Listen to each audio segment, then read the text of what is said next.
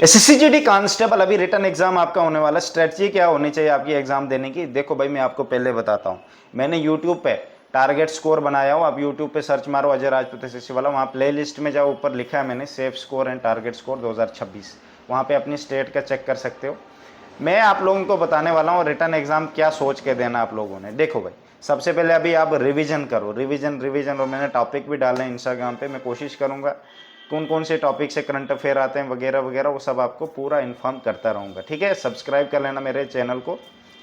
सबसे पहले आपका टारगेट होना चाहिए, अगर आपको लगता है कि मैंने 80+ स्कोर लेना, तो इसका मतलब आपने 40 क्वेश्चन ठीक करने हैं। ठीक है, 40 क्वेश्चन, 80 क्वेश्चन में से आपने 40 क्वेश्चन ठीक करने। तो आपके पास क्या टारगेट होना चाहिए कि मैं रीजनिंग में क्या 20 कर सकता हूँ, 18 कर सकता हूँ, 17, उसको फिर आप बोलो यार मुझे मैथ में 5-6 करने, एग्जाम्पल कह रहा हूँ। फिर कोई बोले कि इंग्लिश में 10 करने, जीके में 10, तो इजिली आप 45+ के आसपास पहुंच जाओगे। 90 मार्क्स हो गए। नॉर्मलाइजेशन अगर 3-4 नंबर बढ़ गए, माइनस भी होते हैं नॉर्मलाइजेशन, इस बात को ज़रूर आपको पता होना चाहिए। ठीक है, तो आप सेफ जोन में आ गए। ऐसे किसी बच्चे का टारगेट स्कोर है 100, तो वो सोचेगा मुझे 50 क्वेश्चन ठीक करने। अब 50 क्वेश्चन उसने वहाँ ठीक करने, ये नहीं कि वहाँ तुक्के मारेगा। तुक्कों वाला भी बताता हूँ मैं, तुक्के बिल्कुल भी कभी लाइफ में मत मारना। ये गलतियाँ मैंने की थी स्टार्टिंग में, मेरा टाइम वेस्ट होता था, 2 साल मेरे ऐसे चले गए थे, क्योंकि फिजिकल मेडिकल तक आता था, फाइनल में नहीं आ पाता था, क्योंकि यही गलतियाँ कि मैं भी तुक्के मारता था। पहले जितना आता था फिर लगता था यार कहीं रह ना जाऊं मैं, और फिर आगे जितने क्वेश्चन होते थे फुल करके आ जाता था। सबसे बड़ी गलतियां। ठीक है, ऐसे नहीं करना है। जितने क्वेश्चन आते हैं पहले उतने करो, फिर बाकी देखो कि किन में से तुम्हें डाउट लग रहा है। कोई 2-3 क्वेश्चन तो एक टॉपिक में बचेंगे ही, कि 3 क्वेश्चन है जीके में जिनमें लग रहा है तुझे इन दोनों में से कोई एक ऑप्शन हो सकता है, वो कर लो। जिनमें लग रहा है, जिनमें बिल्कुल कुछ पता नहीं आ रहा है, समझ नहीं आ रहा है क्या हो सकता है, हटा दो उनको रास्ते से, उनको कुछ भी टच नहीं करना है। माइनस होते हैं मार्क्स। ठीक है, माइनस होंगे तो आपको पता ही है 0.25, कोई कहता है 0.50 से रह गया, वो यही बच्चे होते हैं।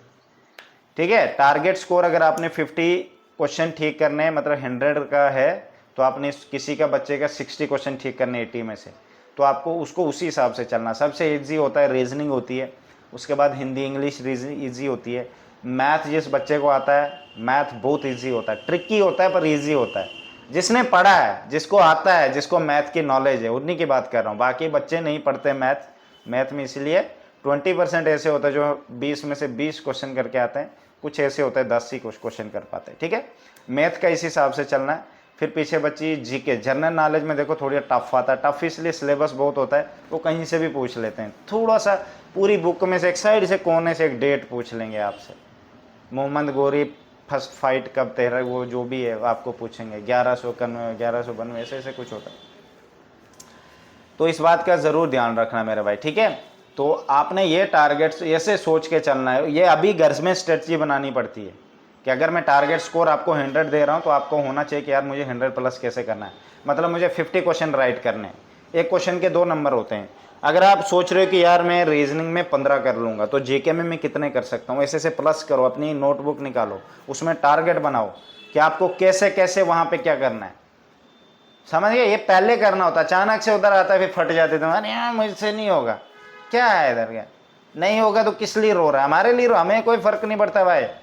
ना ना नहीं, गलतफहमी में मत रहना, रियल तेरी बनेगी। रिटर्न एग्जाम पे डिपेंड होता है, रिटर्न एग्जाम बढ़िया से करोगे, फिजिकल मेडिकल की तैयारी मुझ पे छोड़ दो, मैं गारंटी देता हूँ, मैं तुम्हें बेस्ट तरीके से करवाऊंगा, हर एक चीज़ गाइड करूंगा, कोई भी नहीं करेगा इधर।